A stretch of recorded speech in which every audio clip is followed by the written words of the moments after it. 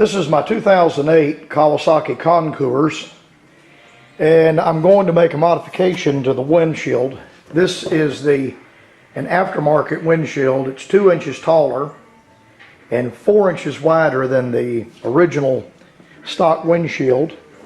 The stock windshield is here, and I like the new windshield much better.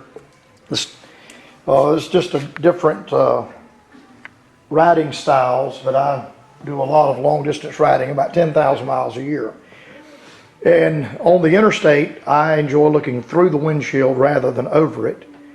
And it makes it a lot easier to listen to the radio and take phone calls and listen to the Scala and intercom. So I like the oversized windshield very much. If I had to make that modification again, I would. But I've noticed as weather has cooled, there are a couple of things about the new windshield that I want to correct. This is where the windshield is actually wider than the stock windshield on the bottom. It just comes to a point and goes up. Here, where that point would be, the windshield is extended over. This seat's right here above this notch is for the mirror. The vent on this windshield is larger than the vent on the stock windshield, and the purpose for that is because the windshield is much bigger.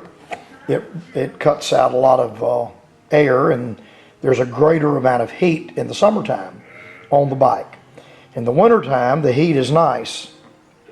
So I'm going to make a plate from the old windshield so that the curvature of the windshield and all of that perspective will be the same. And we'll make a panel to go over top of this to close the vent up for wintertime riding. Another thing I've observed with this windshield is when the windshield is all the way up, the wind blows straight through onto my hands.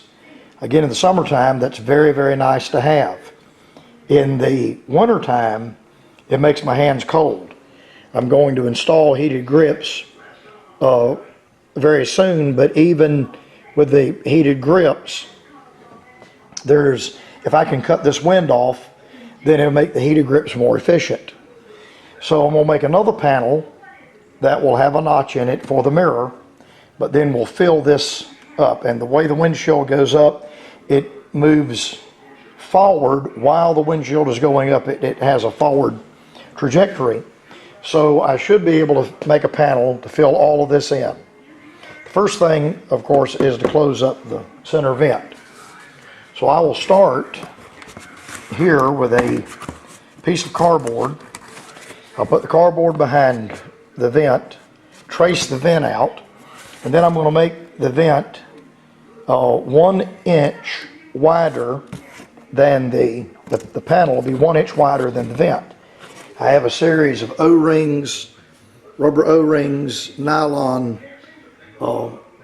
washers, and nuts and bolts that we will use to secure the panel to the windshield so that the panel nor the windshield will crack. Then when I get the panel made for the vent, then we'll move over here and start trying to work out what I need on either side of the windshield to break the wind off of my hands. All right, I've now traced the vent on my cardboard, and I did it with pencil. You may not be able to see that, but that's the shape of the vent.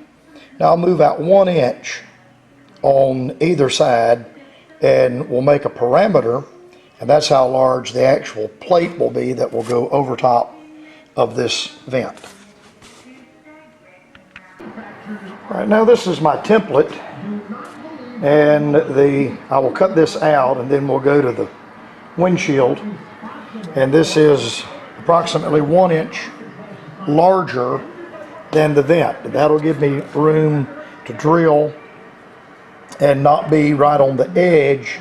I'll be a 1/2 inch from my vent on the windshield and a 1/2 inch from the edge.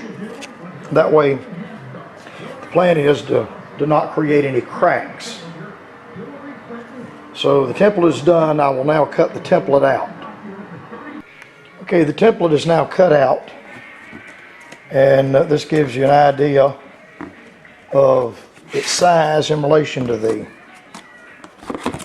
vent on the front of the windshield. And of course it'll be clear. So now I will take this to the windshield and begin to make my preparation to cut it. Now I've used the template to draw on the old windshield, and the purpose for the masking tape is twofold. Number one, it gives me something I can draw on. Secondly, it seems to, the plastic or Lexan seems to do better when you drill it or cut it if it has some tape over it. Now I'll drill a hole at each corner so that I can turn my blade in my jigsaw. I'll start cutting here and just follow my path around, and hopefully the windshield will not crack and we'll get it cut out successfully.